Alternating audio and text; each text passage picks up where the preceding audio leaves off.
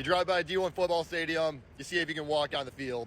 Ole Miss, let's see what's going on at Vaught-Hemingway. This is a lot more bland than I expected it to be. Just seems like there's so much space to add some more color or bigger text or literally anything. Here's some good football shots at gates 8, 9, and 10, but just like the rest of the gates, we're gonna be stopped by one measly padlock.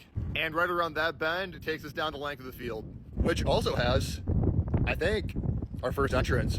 Looks like we have pallets and pallets of bricks and some traffic cones in here. This might just be a storage gate, but we'll keep rolling through here. Next gate up after that is gate 13. That looks like it might not have a lock, but I found just a little one behind it. This right here is why we check each and every gate though. Gate 15 right here is closed, but looks like we can get through. Looks like this is where everybody's coming in to work. Time to take care of our business too. Let's walk on down. We kind of got a pad down here on the way to the field. Not quite sure how I feel about this view of the field, but I always appreciate a unique touch. And there that field is. Vaught-Hemingway, we have arrived. This looks like the type of place I can find a lot of cool stuff. Let's keep perusing around. Here's the Jerry Hollingsworth field scoreboard that we were looking at on the other side of in the intro. Quick glance at the concourse. Got some barbecue just like every stadium in the South. Club level elevators just past this. Let's start this up on the suites. Looks like we have all of them open now. That's pretty sweet. Here's what one of the standard suites is gonna be looking like at Vaught-Hemingway right here. Nice full view of the field that's getting its off-season work.